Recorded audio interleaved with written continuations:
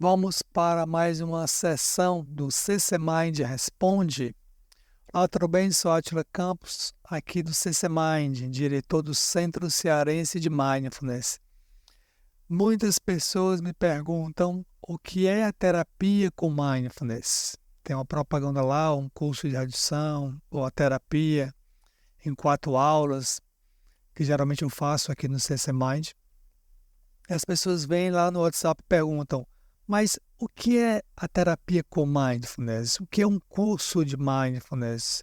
O que é um programa? O que é que eu vou ver quando eu entrar, quando eu me deparar, quando você me mostrar o Mindfulness? Então, essas perguntas acontecem recorrentemente e elas têm muitas dúvidas com o que vão se deparar em uma sessão, até para não se frustrarem.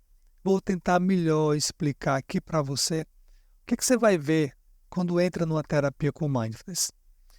Primeira coisa, é importante você ter clareza de que o objetivo de um programa ou de uma terapia com Mindfulness não é você melhorar seu estresse ou ansiedade, não é você meditar melhor, não é você ter uma mente clara, é você aumentar os níveis de Mindfulness ou de atenção plena. A gente nasce com essa capacidade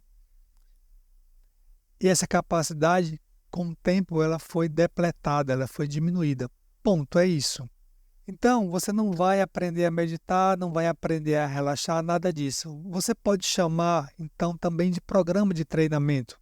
É um treinamento para aumentar seus níveis de atenção plena, porque ele possui uma estrutura para isso. Ele foi idealizado para isso, uma sequência, um passo a passo. Então, cada sessão, principalmente aqui no CC Mind, eu chamo essa sessão de módulo de um programa, ela é composta por 2 partes essenciais, 2 aspectos. Uma parte é a psicoeducação e a outra são as práticas. Na verdade, elas se entrelaçam, essas fases se entrelaçam, fazendo com que o todo você não perceba onde é que está na psicoeducação, onde está numa prática. Nesse sentido, a abordagem do Mindfulness ele é um processo terapêutico. E o objeto de estudo desse processo terapêutico, de estudo e de prática, é a sua situação de estresse e ansiedade. Então, você entra no programa porque, muito provavelmente, você tem situações de estresse e ansiedade que está te trazendo algum desconforto, algum mal-estar. Então, você traz isso para as nossas sessões. Mas, geralmente, eu uso um estudo de caso padrão, serve para mostrar para todos os participantes, os alunos, como é o andamento, né, do processo. Então, ela vai mostrar a você a situação, o problema dentro da ótica do Mindfulness. Eu trago o problema dessa pessoa e eu mostro esse problema dentro da ótica do Mindfulness. Você vai começar a enxergar a situação dessa perspectiva pelo aumento dos níveis de atenção plena. Então, à medida que a gente vai aumentar os níveis de atenção plena, isto as pesquisas já indicam há muitos anos, que quando os níveis começam a aumentar, a gente começa a ver as situações de estresse e ansiedade com mais clareza. Então, o processo é uma abordagem mais vivencial, mais exploratória, mais em primeira pessoa, do que conceitual e orientada a metas, como a gente é acostumado a estudar por aí. Por isso, talvez, a dificuldade de muitas pessoas ou a frustração quando iniciam um programa. Então, vamos ir aqui para a estrutura. A atenção plena, eu quero que você entenda, é um estado mental. Mas a atenção plena também pode ser a meditação. É um termo guarda-chuva, a atenção plena. Ela é polissêmica. Ela abrange vários significados, dependendo do contexto em que você emprega. Mas neste caso aqui, a gente quer aumentar esses níveis desse estado mental de consciência do momento presente. Então, você sob estresse, você não tem muita consciência do que está acontecendo no aqui e agora. Sua mente, ela está, que a gente chama de mente de macaco, ela está no passado, no futuro. Expectativas com relação ao futuro e lembranças do passado estão construindo a sua experiência. Não, agora a gente quer que você observe o que está acontecendo aqui agora, e pegue elementos do aqui agora, informações do aqui agora e componham essa experiência. E essa experiência do momento presente, ela precisa ter uma nova qualidade mental, uma outra qualidade mental que é sem julgamento. Sem julgamento, uma mente curiosa, uma mente atenta, aguçada, uma mente gentil e uma mente que usa a aceitação. Então, com isso, isso ajuda você a lidar com emoções e pensamentos de uma forma mais equilibrada no contexto do estresse e da ansiedade. Para isso, ele apresenta a você qualidades mentais que não são muito utilizadas por você no dia a dia, por todos nós. Essas atitudes mentais como não julgamento, mente de principiante, aceitação, curiosidade e gentileza com o outro e com si mesmo. Então, a gente aprende agora uma situação de estresse e ansiedade, a gente aprende a ver a situação com esta ótica. Eu digo assim, é fácil, é estranho no começo, mas com a prática a gente consegue sim aplicar vários conceitos e ideias no dia a dia, no nosso dia a dia, de uma forma em que com o tempo ela se torne bastante natural. E claro que você pode e deve extrapolar esse processo para construir novos cenários de bem-estar e promoção de saúde. A compreensão do processo do mindfulness se dá através da psicoeducação. Falei para você, né, que a toda sessão ela tem a psicoeducação e tem as práticas. Nesta parte da sessão, eu apresento a você elementos, por exemplo, da teoria de resposta ao estresse, modelos e habilidades da psicologia cognitiva, de comportamento também, regulação emocional, várias dessas disciplinas. Habilidades socioemocionais, como empatia e compaixão. Esses conceitos-chave ajudam a nossa mente ocidental a entender como o mindfulness está operando no dia a dia, fazendo seu trabalho, mesmo que você não perceba que esse treinamento está mudando a sua mente e o seu cérebro. No final, esse processo organiza o funcionamento da nossa mente. Esta fase ou aspecto da sessão torna bem lógico e palpável para você como a transformação em sua mente está ocorrendo. Durante todo o processo, uma aula presencial, uma aula online, não interessa, onde é apresentado os princípios, as práticas, e você vai praticar isso por uma semana. Por isso que é importante ser uma vez por semana, porque nesse intervalo é que você vai tentar enxergar aquilo que eu apresentei para você numa aula. E geralmente eu coloco pouca informação, poucas ideias, poucos princípios para você conseguir trazê-los à sua mente de uma forma fácil quando as situações surgirem. Então isso é a prática também, né? É o hábito de colocar esses conceitos no nosso dia a dia. Durante, então, o processo, você vai conhecer como sua mente funciona no modo padrão, o modo default, e vai entrar em contato com o modo da experiência direta, ou seja, uma outra perspectiva de elaboração dos seus conteúdos mentais e emocionais. Então, aqui eu já estou trazendo a ideia de modo padrão ou modo de estresse. Nosso estresse está relacionado a esse modo de funcionamento da nossa mente. E o modo consciente, o modo de experiência direta, que a gente, de certa forma, não age, não se comporta ou não pensa através de elaboração mental, conceitual e emocional também. Por exemplo, no modo padrão, a sensação de ansiedade pode te impedir de ir à padaria. Agora, se você estiver utilizando o modo de experiência direta ou mais consciente da sua mente, você pode mudar a perspectiva diante dessa mesma situação. Mesmo você sentindo os desconfortos de uma pequena ansiedade, você consegue comprar o pão na padaria. É muito sutil a diferença, não é? São maneiras de abordar a mesma situação, mas de uma forma completamente diferente. E para ajudar você nisso, sua mente funcionar no modo consciente e não se perder um mar de informações e conhecimentos novos, você consegue representar ou retratar essa situação, o estresse, a ansiedade, na perspectiva de um modelo cognitivo. Esse modelo tem um estressor, que é um gatilho, pensamento associado, a emoção associada ao pensamento, o que está acontecendo no corpo, né, no corpo físico, essas sensações físicas, que isso é muito negligenciado quando a nossa mente está na nossa viagem mental, passado do futuro, e o nosso comportamento.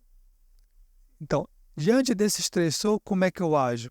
Então, cada módulo a gente vai quebrando a experiência e olhando com clareza como é que essa dimensão está funcionando.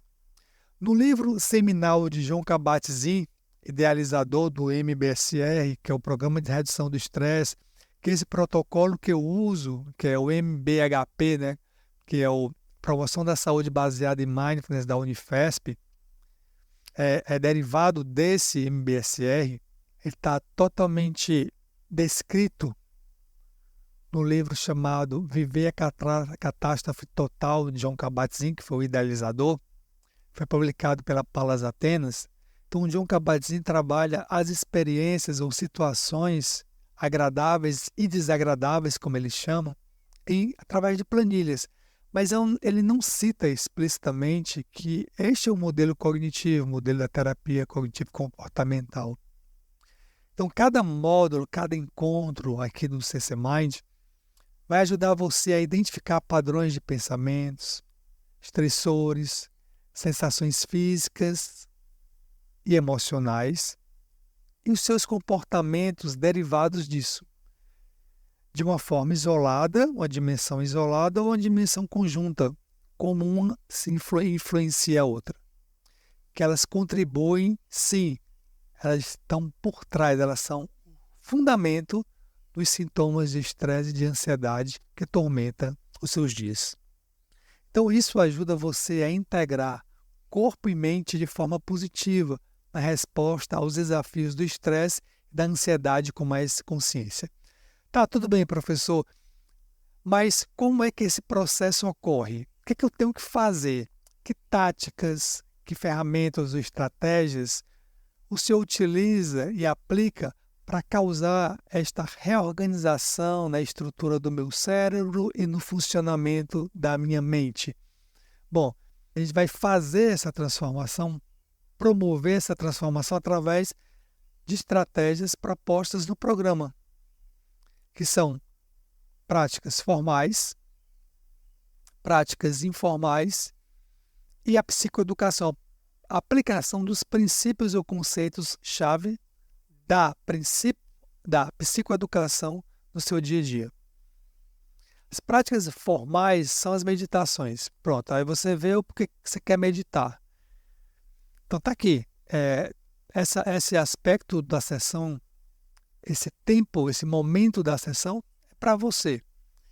Ah, mas eu não quero a psicoeducação, eu queria só praticar. Tá ótimo, não tem problema, porque a psicoeducação faz com que você entenda melhor por que você está praticando e vai te incentivar a praticar a meditação. Então, dentro dessas 4 semanas, a gente vai treinar 3 tipos fundamentais de meditação.